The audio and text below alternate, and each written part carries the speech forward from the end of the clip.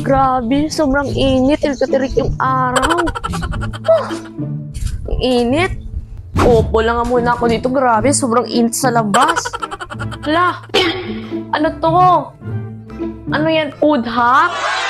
Okay, meron siyang Milo. Oo. Tapos nilagyan niya ng gatas, condensed. Amazing! Ayan. Pagkatapos, pwede nang inumin. Ano kaya yung lasa niyan? Grabe. Tamang-tama naman. Sobrang init ngayon. Grabe. So, itry natin yon. Tara. Ang init. Oh, grabe. Sobrang init talaga ng panahon ngayon. Mabuti na talaga nakita ko yung food hack na yun. Grabe. So, mga ingredients. So, ayan, ito na pala yung mga ingredients natin para sa gagawin natin palamig kasi grabe, sobrang init talaga ng panahon ngayon. So, gagawin natin yung palamig na yon. Kaya tara! So, ayan, ito na pala yung mga ingredients natin. So, may meron tayong gatas. Ayan. Yung next, condensed. Panghuli-huli, Milo. Ayan. So, yan, syempre yung first natin na gagawin, itong Milo, ilagay muna natin sa baso. So, itong isang Milo muna yung ilagay natin. Ayan. Amazing! Buksan lang natin yung Milo. Ayan, ilagay na natin dito sa baso. Ayan, so isang Milo lang muna yung ilagay natin. Ayan. Tapos, itong isang condensed naman yung ilagay natin. Counting condensed lang. Itong isang sachet ng condensed lang yung ilagay natin. Kasi sobrang tamis natin ito. Ayan, tatsa-tatsahin lang natin. Ayan. Ayan. So, kalahating condensed lang pala yung linagay ko kasi sobrang tamis na neto. Ayan. Set aside lang muna natin ito. So, ayan, yung next naman natin na gagawin ay magtimpla muna tayo ng gatas.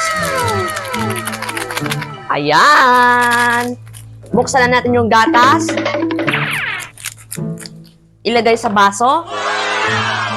Dandahan lang. Amazing! Ayan. Tara!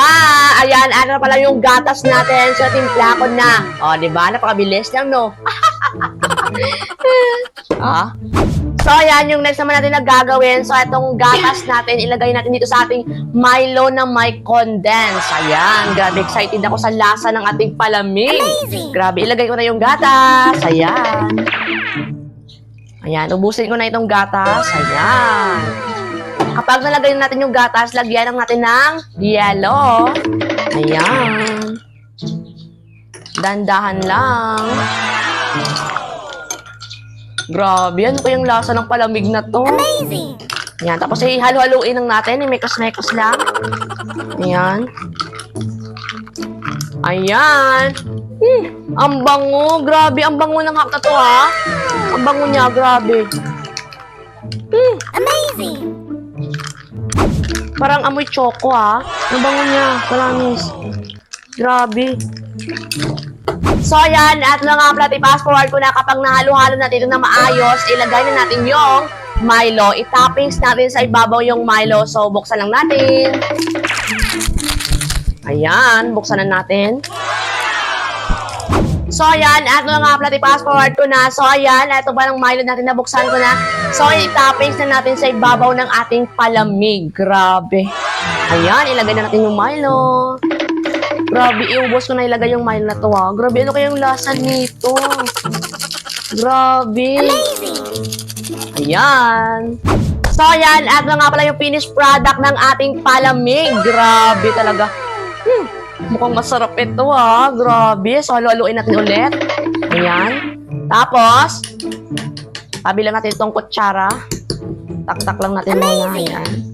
Itabi lang natin yung kutsara. Ayan. Ito na nga pala yung final result ng ating palamig. Ayan. So, tikman na natin. 1, 2, 3. Ano kayong lasa nito? Grabe.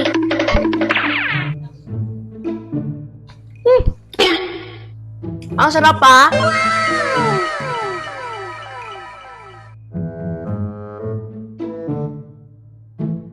Amazing!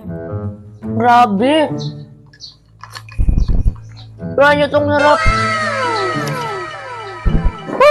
Ang sarap na wala yung init.